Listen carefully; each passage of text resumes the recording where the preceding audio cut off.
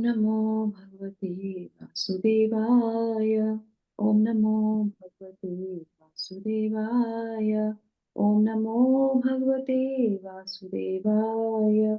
ओम अज्ञानतिमिरान्धस्य ज्ञानाञ्जनशलाकया चक्षुरुन्मीलितं येन तस्मै श्रीगुरुवे नमः। नमः ॐ विष्णुपादाय कृष्णपृष्ठाय भूतले श्रीमते भक्तिवेदान्त स्वामिन् इति नामिने। नमस्ते सारस्वते देवे गौरवाणी प्रचारिणे निर्विशेष शून्यवादी पाश्चात्यदेशतारिणे। जय श्री कृष्णा चैतन्य प्रभु नित्यानंदा श्री अद्वैत गदाधर श्रीवासादि गौर भक्तवृंदा। हरे कृष्णा कृष्णा कृष्णा हरे हरे, हरे राम राम राम हरे हरे। जगत गुरु श्रील प्रभुपाद की इच्छा, भगवत वाणी भगवत गीता जी की इच्छा, गुरु महाराज की इच्छा।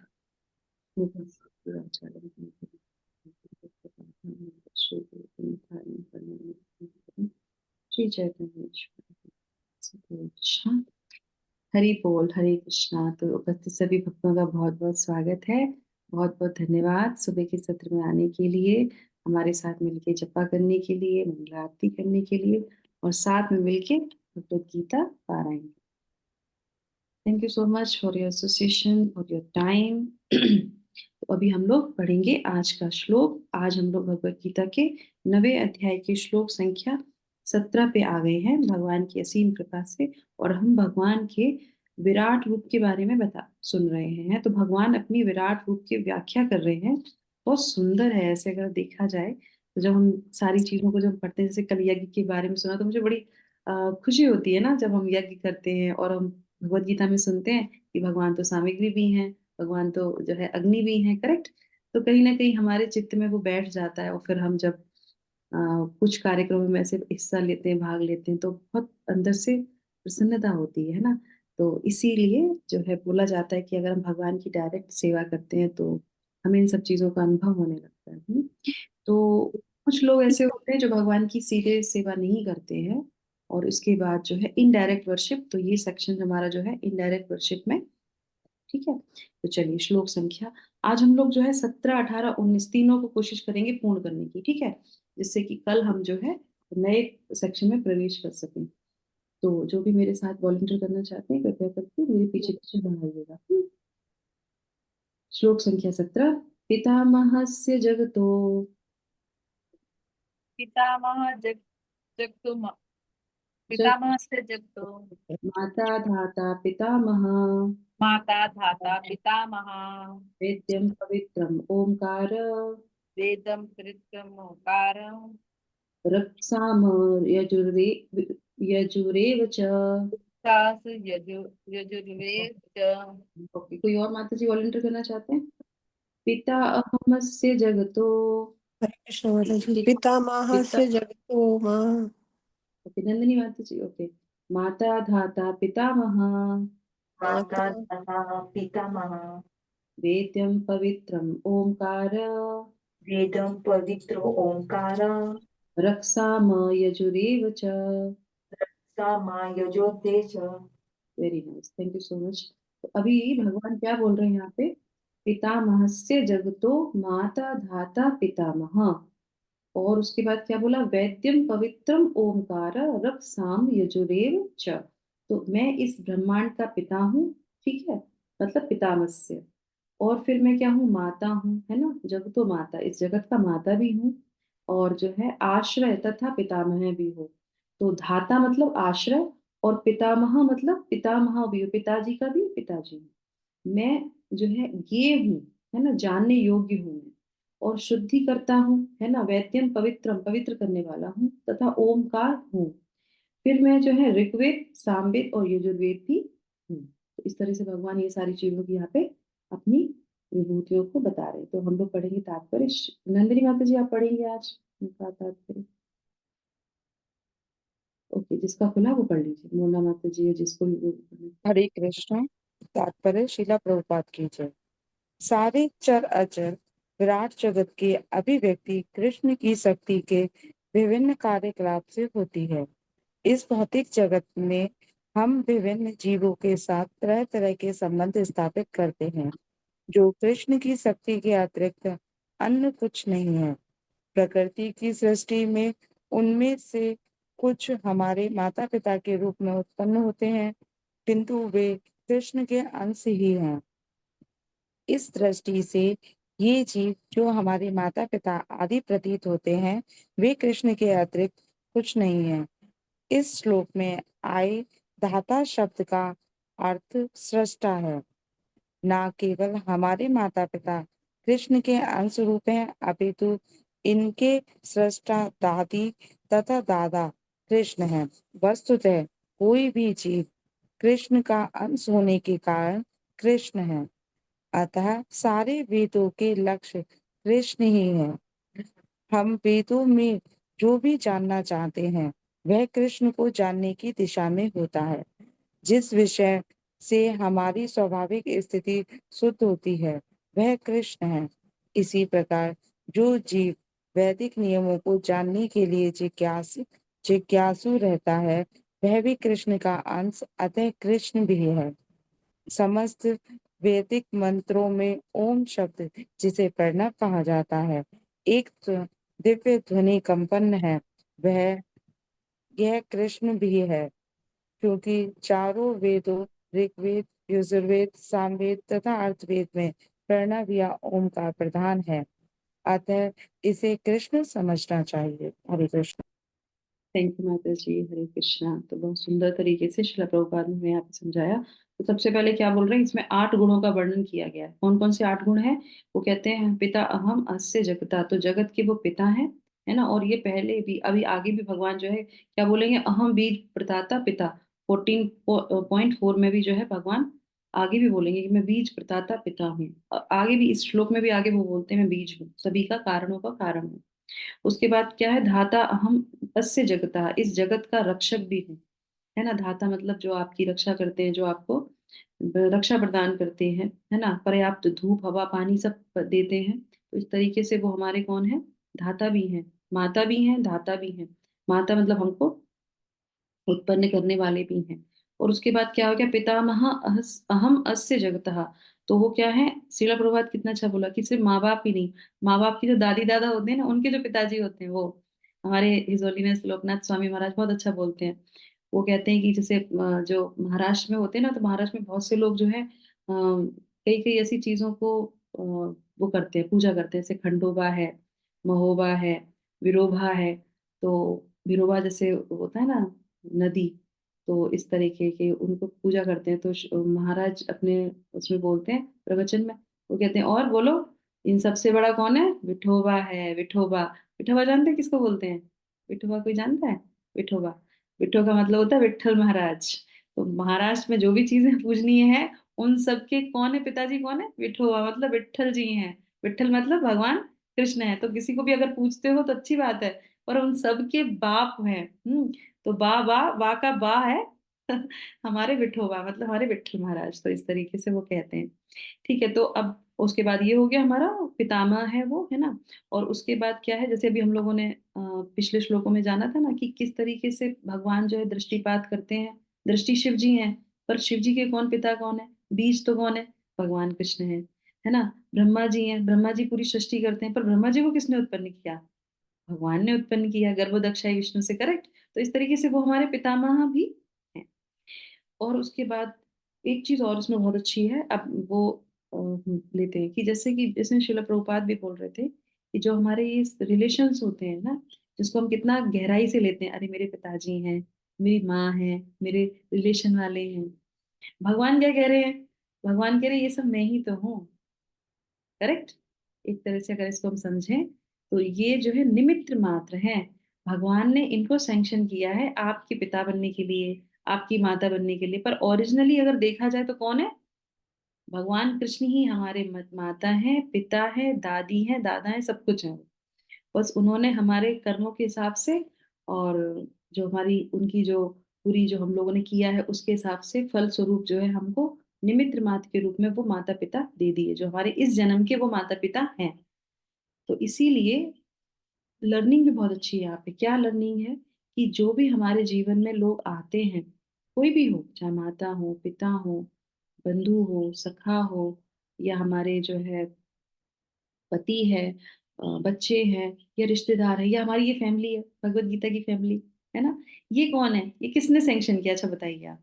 ये भगवान ने नहीं सैंक्शन किया, ये भगवान ने ही दिए हैं कि आप इनके साथ रहिए। तो हमें उनका बहुत ध्यान रखना चाहिए कि ये हमारी फैमिली है। ये अगर भगवान की कृपा ना हो तो हम कैसे जुड़ जाएंगे?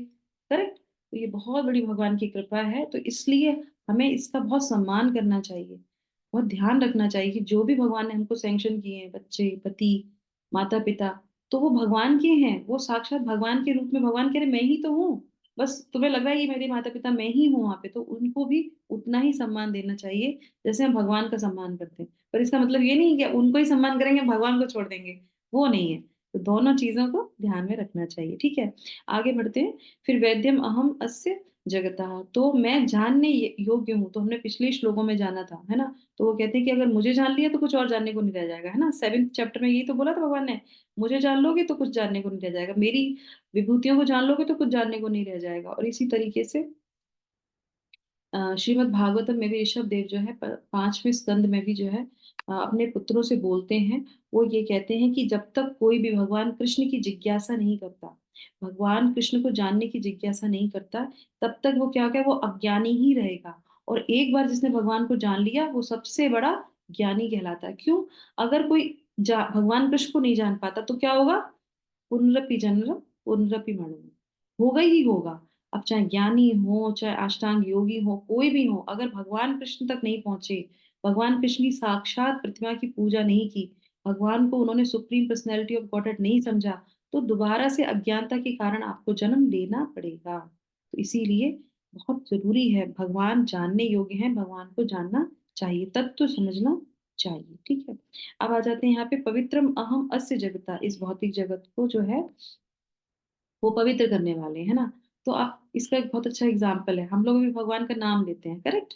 तो भगवान के नाम और भगवान में अंतर है क्या? नहीं, दोनों अभिन्न है। तो भगवान का नाम लेने से क्या होता है? हम पवित्र होते हैं। और भगवान कहते हैं 7वें अध्याय में, भगवान ने कहा था कि जो है मैं जल का स्वाद हूँ, है ना? तो भगवान जल में भी हैं, गंगा भी उन्हीं से निकल रही है, जमुना भी उन्हीं से निकल रही है ना? उनको चरण को छू के। तो आप बताइए, रोज हम लोग स्नान करते हैं, अब आपसे रोज बोल दिया जाए अरे एक काम करो, पानी से स्नान मत करो, आप एक काम करो, जो है क्या होता है वो ड्रिंक्स जो होते हैं, कौन कौन से होते हैं, उनसे स्नान कर लो, वो आपको एकदम क्लीन कर देंगे, आपको लगेगा कि हमने फ्रेश हो गए हम? नहीं ना। हम बोले, कोई बार बोलेगा पेट्रोल से नहा लो, हम फ्रेश हो जाएंगे क्या? वो भी तो तरल पदार्थ है। नहीं, क्योंकि पानी को भगवान ने बोला है कि वो मैं हूँ, मैं उसका स्वाद हूँ, जो उसमें गुणवत्ता है वो भगवान ने उसमें दी है। इसीलिए हम जब स्नान करते हैं पानी से, तो कितने अपने आप को स्वच्छ मान लगता है, कैसे लगता है? क्योंकि वो उसमें भगवान की शक्ति है।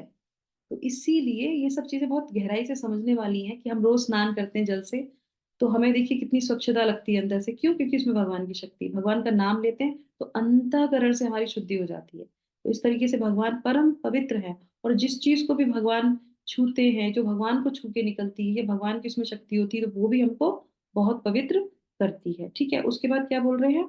अहम ओमकारम, तो भगवान क्या है? ओमकार है। तो ओमकार के बारे में हमने पहले भी जाना था, आगे भी जानेंगे। तो ओमकार क्या करते हैं? ओमकार में जैसे अ उ म है ना, तो कृष्ण, है ना, और उनकी शक्ति, और उसके बाद जीवात्मा, है ना, भगवान कृष्ण, राधा रानी और जीवात्मा, ये तीनों मिलके ओमकार बनते हैं। तो ये पूर्ण प्रणव हो जाता है। और प्रणव क्यों? और देखिए हम लोग जब कोई भी चीज प्रारंभ करते तो कैसे करते हैं? ओम नमो भगवते वासुदेवाय, ओम शुरू हुआ, और लास्ट में अंत किससे करते हैं सेशन का? हरिओम तत्सत, करेक्ट। तो शुरू में ओ, लास्ट में ओम, तो भगवान शुरू में है, भगवान अंत में है। तो इस तरीके से जो है भगवान ओमकार ही रहते हैं, क्योंकि वो पूर्ण कहा गया है, ठीक है।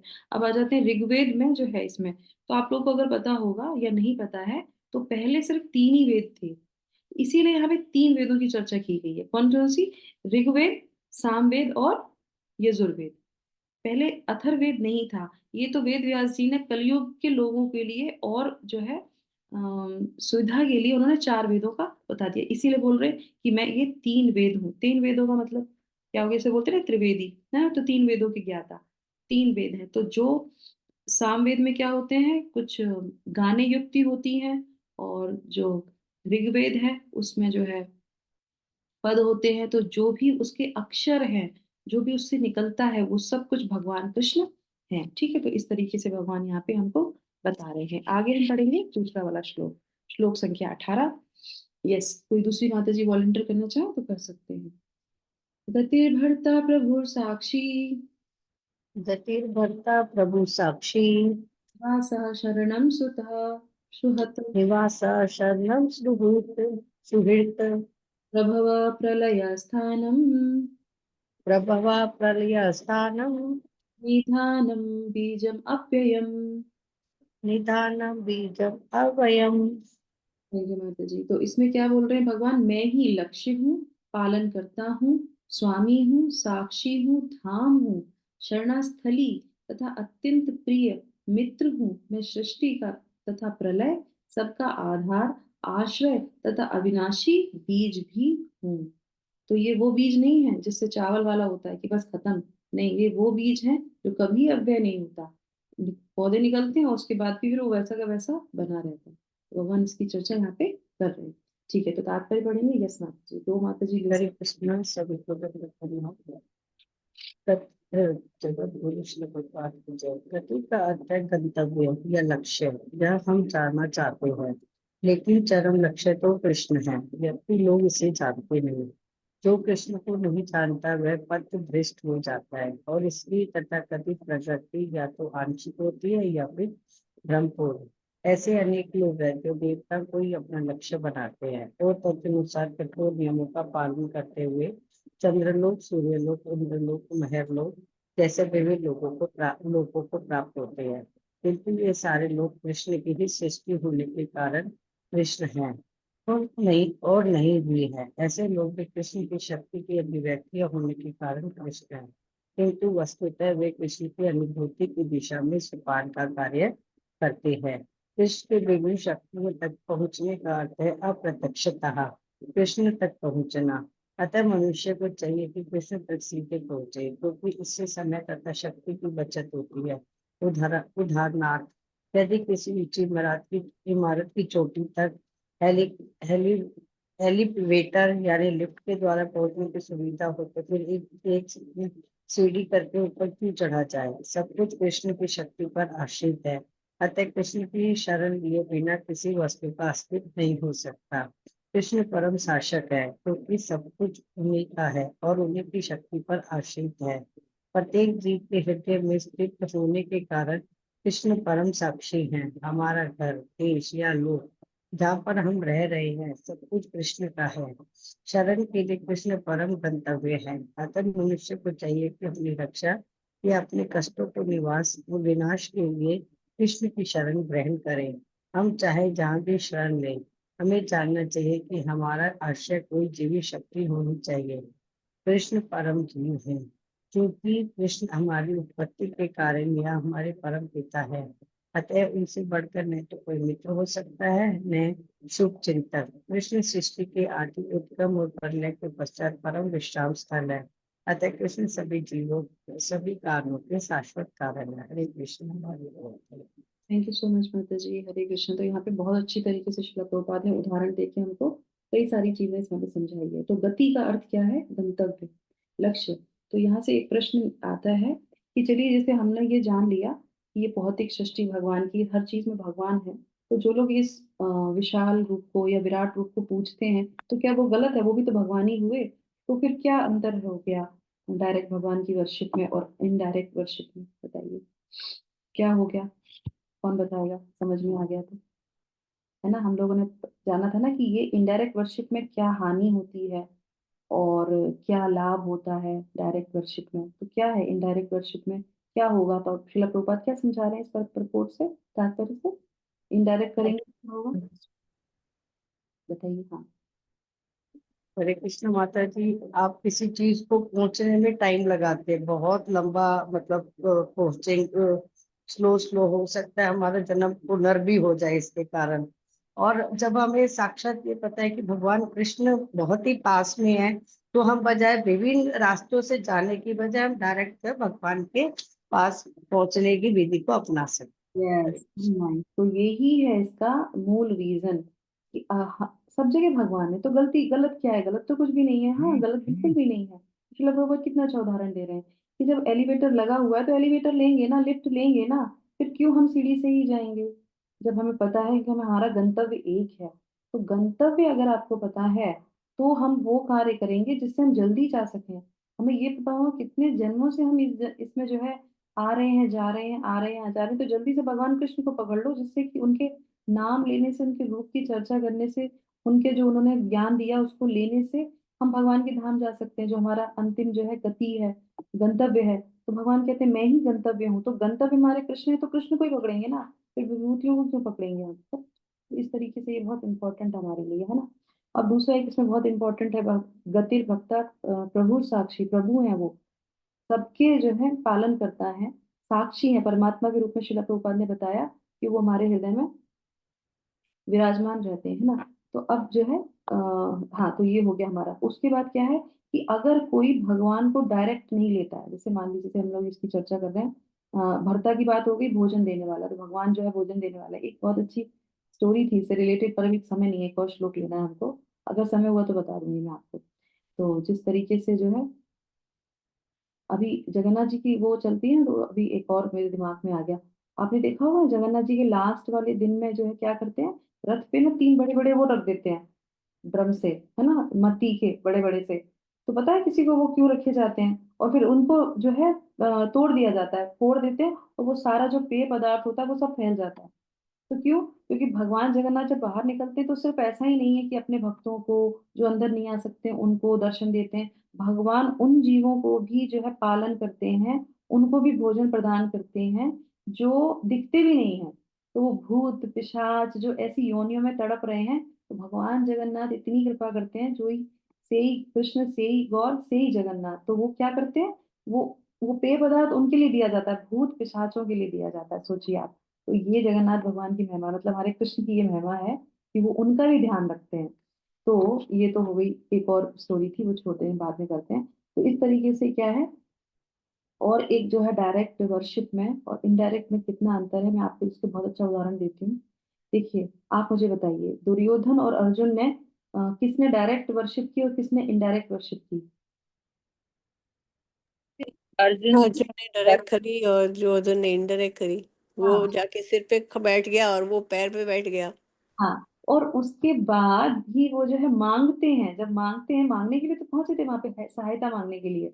तो भगवान जब भगवत गीता में बता रहे हैं कि ये सब कुछ मैं ही हूँ, है ना। तो इसी तरीके से जब युद्ध होने जा रहा था तो उन्होंने पूछा कि, क्योंकि छोटे हैं अर्जुन, तो पहले अर्जुन से पूछ लिया कि ठीक है तुम बताओ, तो दुर्योधन को तो बड़ा अंदर से पेन होने लगा, अरे इनसे पूछ रहे हैं पहले, ऐसा ना करे जो है नारायणी सेना मांग ले। तो फिर वहां पे वो क्या करते हैं, उनसे वो कहते हैं कि नहीं, मुझे तो ना कृष्ण आप ही चाहिए। तो भगवान कहते देख लो, मैं अस्त्र वगैरह कुछ नहीं उठाऊंगा, शस्त्र वगैरह कुछ नहीं उठाऊंगा, तो मुझे ले सकते हो। वो कहते नहीं, मुझे डायरेक्ट आप ही चाहिए। और इनडायरेक्ट किसने लिया? दुर्योधन ने इनडायरेक्ट, मतलब उनकी नारायणी सेना ले ली। तो उसका हश्र हमने देखा, उसका परिणाम जो था वो क्या था, क्या हुआ उसके साथ? तो जो भगवान को डायरेक्ट लेता है, भले ही आपको लगे कि ऑपुलेंस छोड़ दिया हमने, ये सब छोड़ दिया, नहीं, भगवान तो सब में ही है। तो जो भगवान को डायरेक्ट लेता है उसकी हमेशा विजय होती है, भगवान श्री वहां पे रहती हैं, और हमेशा हमेशा के लिए उसका गुणगान होता है। और उसके बाद फिर एक और प्रकरण आता है, राम जी के अगर चरित्र में से हम ले लेते हैं, तो जो है रामायण में से अगर हम ले लेते हैं, तो रावण ने किसको चूज किया? रावण ने भगवान की शक्ति को लिया, चुराई लिया, लिया क्या, चुराई लिया भगवान की शक्ति को। फिर क्या हुआ? और उसी जगह उनके दूसरे भक्त थे, उन्होंने किसको लिया? उन्होंने उनकी शक्ति को लिया, उन्होंने किसी ऑपुलेंस को लिया, उन्होंने कोई पदवी भी नहीं ली। हनुमान जी ने कोई पदवी भी नहीं ली। और किसकी आज हम लोग पूजा करते हैं? रावण की करते हैं कि हनुमान जी की करते हैं? हम्म, हनुमान जी की करते हैं। क्यों? हनुमान जी। क्योंकि वो भगवान के डायरेक्ट, उन्होंने भगवान से एसोसिएशन किया, उन्होंने भगवान को मांगा कि नहीं, मुझे आप चाहिए, मुझे और कुछ और चीजें नहीं चाहिए। तो ये हमारे जीवन में बहुत समझने वाली चीज है कि डायरेक्ट और इनडायरेक्ट वर्शिप में क्या अंतर होता है, ठीक है। अब भगवान कहते हैं कि मैं सबका जो है प्रभु हूँ, मैं सबका जो है शासन चलाने वाला हूँ, है ना। तो दुर्योधन ने शासन किस पे चलाना चाहा? द्रौपदी पे, द्रौपदी पे चलाना चाहा। और फिर क्या हुआ, भगवान ने क्या किया? भगवान ने शासन चलाने ही नहीं दिया। भगवान ने इतनी कपड़ा साड़ी दी, इतनी साड़ी दी कि वो जो चाहते थे वो उनकी चीजें पूरी नहीं हो पाई। तो ये हम देख सकते हैं कि जो भगवान को पूरी तरीके से सरेंडर करके द्रौपदी ने बोला कि भगवान मेरी रक्षा करो, जब उन्होंने सीधे भगवान को पुकारा, पहले वो इनको पुकार रही थी, उनको पुकार रही थी, तो भगवान क्या कहते हैं, ये सब भी मैं ही हूँ, पर डायरेक्ट अगर मुझे पुकारोगे तो मैं वहां पे प्रकट हो जाऊंगा। तो इस तरीके से जब द्रौपदी ने डायरेक्ट भगवान को पुकारा तो भगवान ने उनकी वहां पे रक्षा की। तो उसके बाद मैं साक्षी हूँ, यानी कि भगवान जो है परमात्मा के रूप में हमारे साक्षी रहते हैं। और भगवान क्या कहते हैं, निवासा अहम अस्य जगता, है ना। तो भगवान सब कुछ जगत मुझ में ही समाया हुआ। तो यहाँ पे कौन से भगवान की चर्चा हो रही है, कारणोदक्षाय विष्णु की, गर्भोदक्षाय विष्णु की, ठीक है। इस तरीके से भगवान रहते हैं। और इसीलिए भगवान का एक नाम क्या है, जगन निवास, है ना। भगवान का एक नाम क्या है, जगन निवास, क्योंकि पूरा जगत उन्हीं में निवास करता है ना। और उसके बाद क्या है, शरणम अहम अस्य जगता, तो ये जो है जगत को जो है शरण देने वाले हैं, भगवान शरण देने वाले हैं। तो इसीलिए भगवान का एक नाम क्या है, शरणागत वत्सल भगवान श्री कृष्ण, है ना। शरणागत वत्सल भगवान श्री कृष्ण। उसके बाद क्या कहते हैं, उसके बाद वो कहते हैं कि मैं सुहृद हूँ। ये तो बहुत ही सुंदर है कि मैं जो है, एक्चुअली में देखा जाए तो जितने गुण है ना, इन गुणों के ऊपर एक एक स्टोरी बोल सकते हैं, पर हमारे पास समय इतना नहीं है इसलिए। तो भगवान कौन है, भगवान जो है जो है, हाँ, क्या है, सुहृद है। सुहृद मतलब क्या है, सबसे अच्छे। तो शिला प्रभुपाद बहुत अच्छा नीचे लिखते हैं, वो क्या लिखते हैं, उनसे बढ़कर ना तो कोई मित्र हो सकता है, ना ही शुभ चिंतक हो सकता है। तो हमें ध्यान रखना चाहिए कि हमारे मित्र कौन है, हमारे मित्र भगवान श्री कृष्ण हैं, क्योंकि हमने उनको जो है सब कुछ न्यौछावर कर रखा है।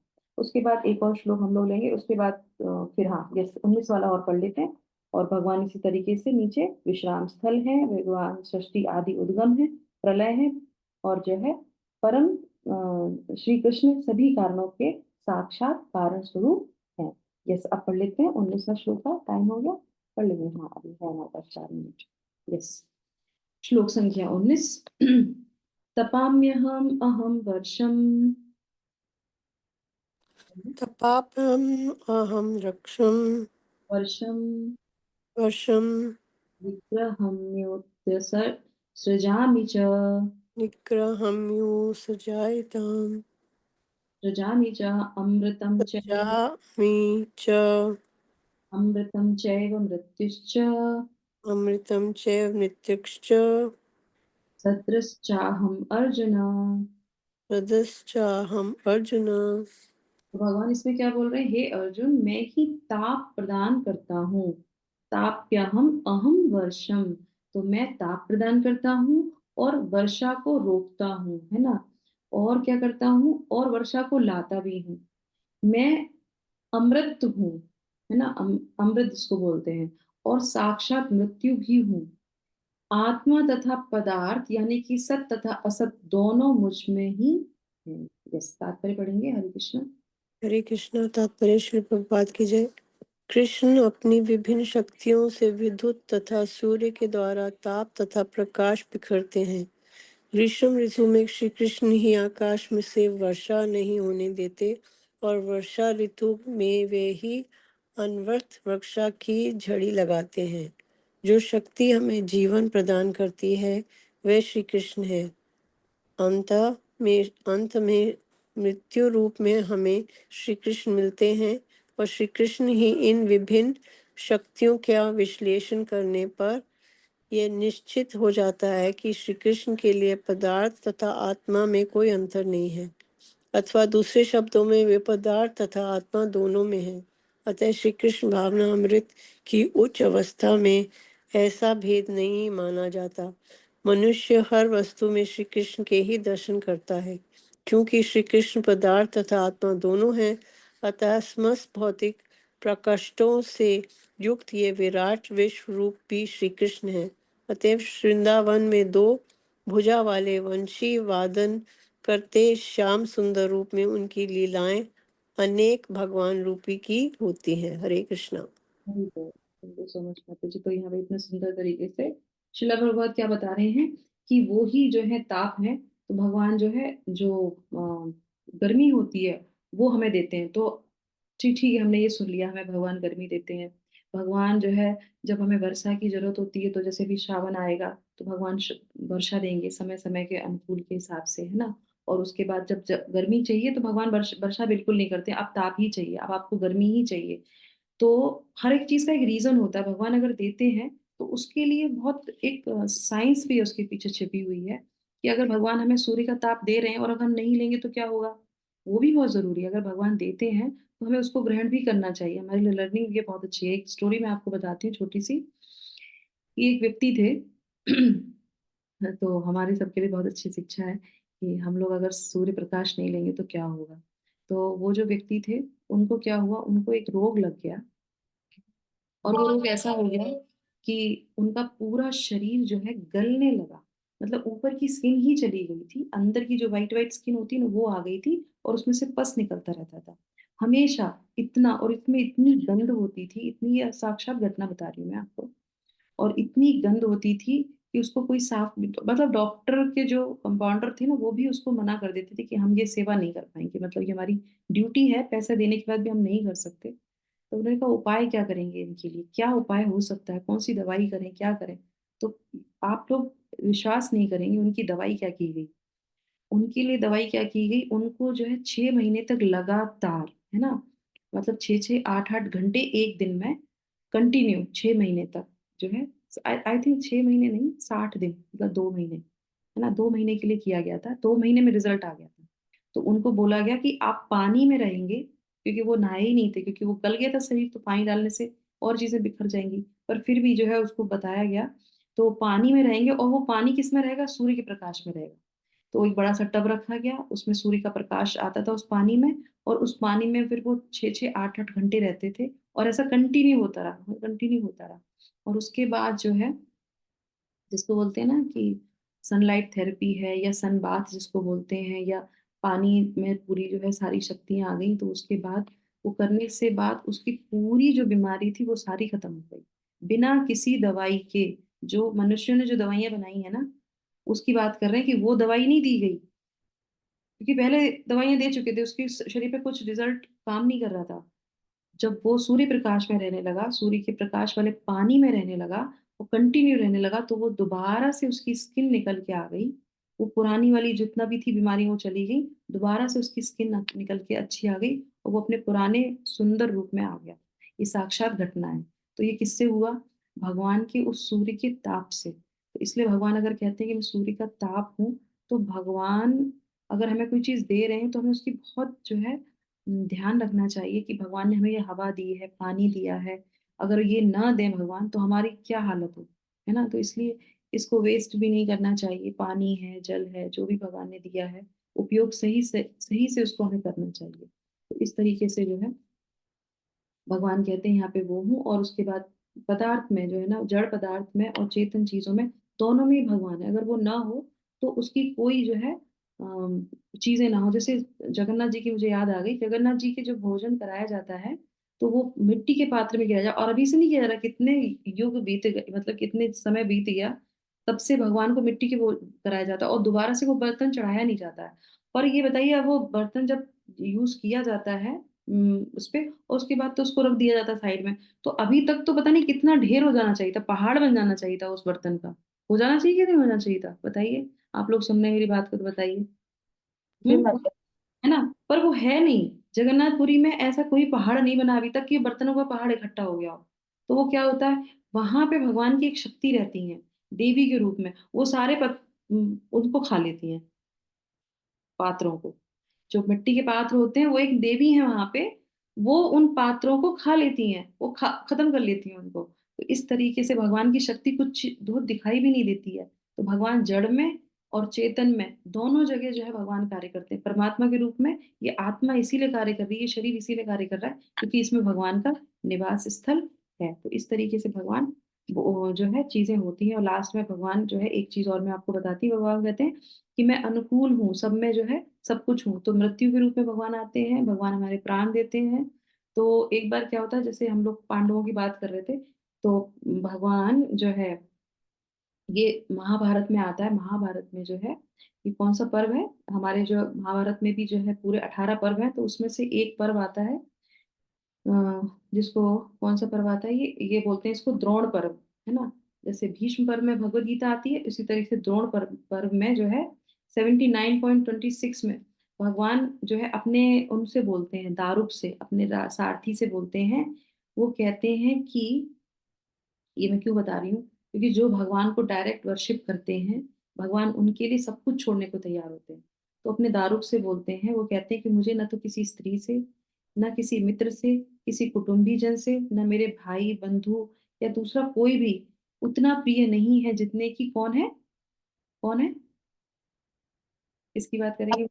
भक्त। एक पर्टिकुलर का नाम लेते हैं, बताइए कौन।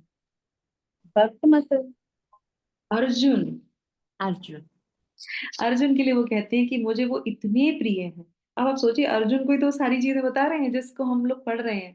तो इसी तरीके से जो है श्रीमद् भागवतम में भी वो जो है बताया जाता है कि भगवान पांडवों के साथ अपने 6 तरह के रिलेशन रखते हैं। तो क्यों मैं ये बता रही हूँ यहाँ पे कि जो भगवान की डायरेक्ट वर्शिप करते हैं, भगवान उनसे हर तरीके रिलेशन बनाते हैं। तो वो कहते हैं कि मैं जो है उनका शुभचिंतक हूँ, मैं उनका मित्र हूँ, वो मेरे मेरे भाई भी हैं, और जो है उनका मैं हृदय हूँ। मतलब जो भक्त जो मेरी डायरेक्ट वर्शिप करते हैं, उनका मैं हृदय बन जाता हूँ, और जो है मैं उनका आराध्य भी रहता हूँ। और इसलिए, और क्या है वो, जो है मैं उनका शिक्षा गुरु भी हूँ। तो जो भगवान को हम लोग, जो भगवान की शरण में आते हैं, देखिए हम लोग भगवत गीता पढ़ रहे हैं, तो भगवान हमारे गुरु भी हो गए, है ना। भगवान हमारे पालनहार भी हैं, भगवान हमें समय समय पर ज्ञान भी देंगे। भगवान सब कुछ करते हैं। तो इसीलिए हमें इससे क्या शिक्षा मिलती है, जो हमने अभी पूरा इतना पढ़ा, कि सिर्फ भगवान को सरेंडर करने से वो सारी चीजें भगवान हमें उपयुक्त कराते हैं, जो हम बाहर अलग अलग जाके चीजों को लेते हैं। तो भगवान वो ज्ञान देंगे, भगवान हमारी रक्षा करेंगे, सब कुछ करेंगे। तो हमें प्रयास करना चाहिए कि हम भगवान की डायरेक्ट वर्शिप करें। भगवान जो सब कुछ सब जगह उसमें है।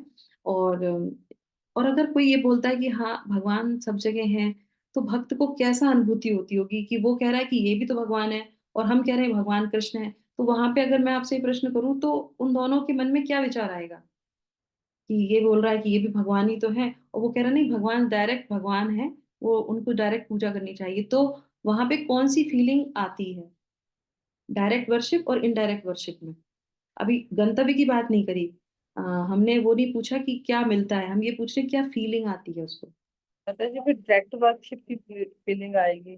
जो डायरेक्ट वर्शिप करता है उसको क्या फीलिंग आती है, और जो इनडायरेक्ट वर्शिप अगर वो कहता है कि ये भी तो सब भगवान ही है, फिर तो क्या बोलेंगे आप, मतलब आप क्या फीलिंग आता है कि हम डायरेक्ट वर्शिप कर रहे हैं, तो क्या है ऐसा अनोखा, क्या है बताइए।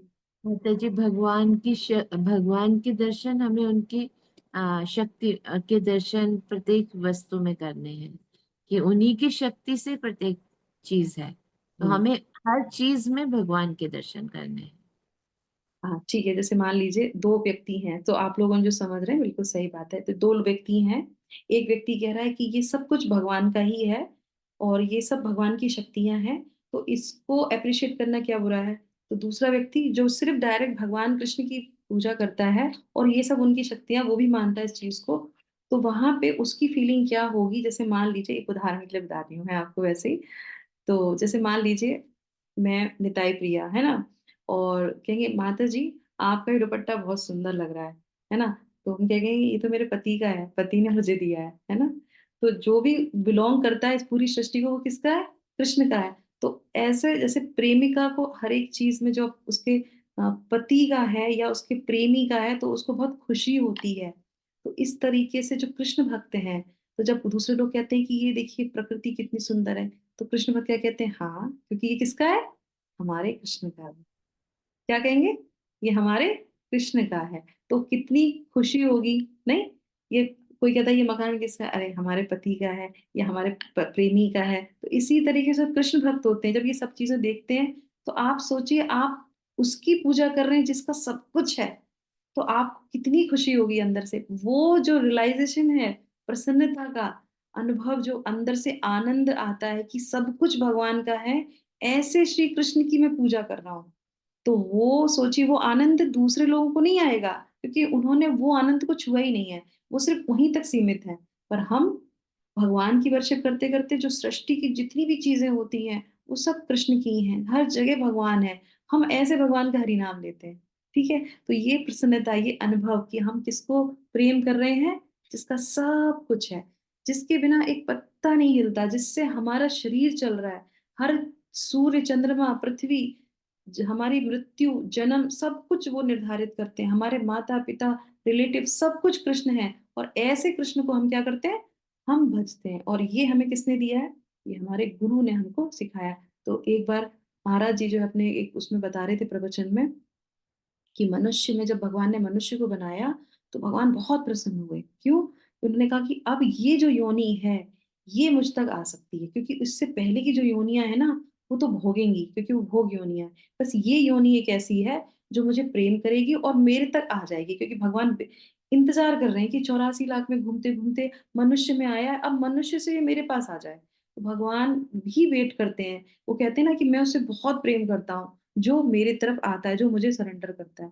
तो इसीलिए महाराज कहते हैं कि ये हमारा जन्म, मनुष्य जन्म जो है व्यर्थ नहीं करना चाहिए। हम भगवान को पूरी तरीके से अपने आप को जो है सरेंडर कर देना चाहिए। भगवान की डायरेक्ट हरे कृष्ण महामंत्र से उनकी जो है पूजा करनी चाहिए, आराधना करनी चाहिए, उनको जो है कंप्लीटली सरेंडर कर देना चाहिए। तो चलिए, इसी के साथ हम लोग हरे कृष्ण महामंत्र के साथ इस सत्र को विराम करते हैं यहाँ पे, और भगवान को पूरी तरीके से सरेंडर करते हैं।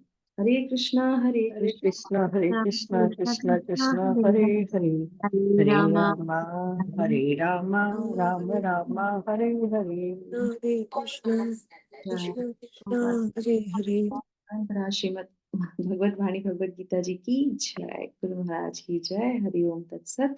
आप सब लोग का दिन शुभ हो, मंगलमय हो। जो भी पूरे दिन में जिस चीज को भी टच करें, वहां पे क्या आएगा, ये भी कृष्ण का है, ये सब कृष्ण के हैं, तो हमें सब से प्रेम हो जाएगा, है ना। Hare Krishna. Thank you so much. Hari Om.